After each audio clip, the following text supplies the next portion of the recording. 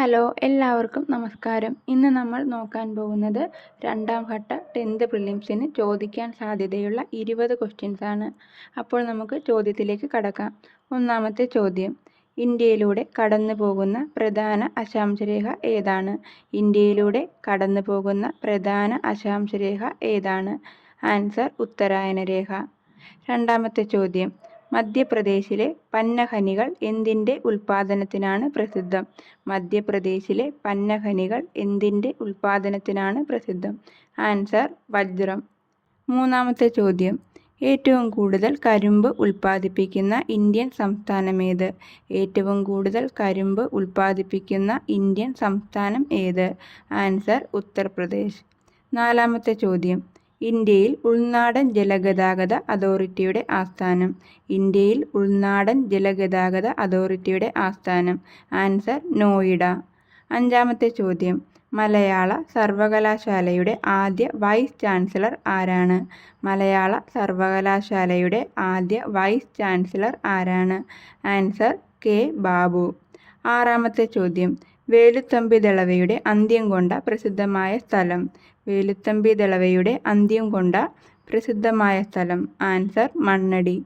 ഏഴാമത്തെ ചോദ്യം: സൈലന്റ് വാലിയെ ദേശീയ ഉദ്യാനമായി പ്രഖ്യാപിച്ച വർഷമേതാണ്? സൈലന്റ് വാലിയെ ദേശീയ ഉദ്യാനമായി പ്രഖ്യാപിച്ച വർഷം ഏതാണ്? 1984. എട്ടാമത്തെ ചോദ്യം: മലബാറിലെ ആദ്യ ജലവൈദ്യുത പദ്ധതി ഏതാണ്? മലബാറിലെ ആദ്യ ജലവൈദ്യുത പദ്ധതി ഏതാണ്? ആൻസർ: കുറ്റ്യാടി. ഒമ്പതാമത്തെ ചോദ്യം: പൂക്കോട് തടാകം സ്ഥിതി ചെയ്യുന്ന ജില്ല? പൂക്കോട് തടാകം സ്ഥിതി ചെയ്യുന്ന ജില്ല? ആൻസർ: വയനാട്. പത്താമത്തെ ചോദ്യം: ബർദോളി സത്യാഗ്രഹത്തിൻ്റെ നായകൻ ആരാണ്? ബർദോളി സത്യാഗ്രഹത്തിൻ്റെ നായകൻ ആരാണ്? ആൻസർ: സർദാർ വല്ലഭായ് പട്ടേൽ. 11ാമത്തെ ചോദ്യം: ബാലഗംഗാധര തിലക് മറാത്തി ഭാഷയിൽ ആരംഭിച്ച പത്രം?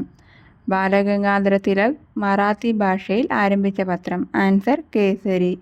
12ാമത്തെ ചോദ്യം: ദുർഗേശ നന്ദിനി എന്ന ചരിത്ര നോവൽ എഴുതിയതാര്?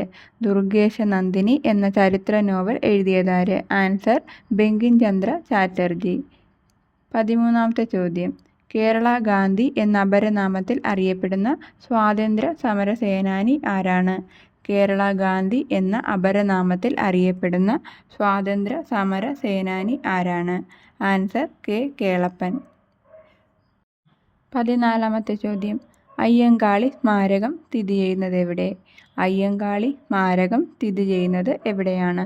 ആൻസർ: വെങ്ങാനൂർ. 15ാമത്തെ ചോദ്യം: ജനഗണമനയെ ഇന്ത്യയുടെ ദേശീയ ഗാനമായി അംഗീകരിച്ചത് ഏത് വർഷം?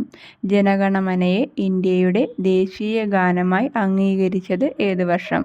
ആൻസർ: 1950 ജനുവരി 24.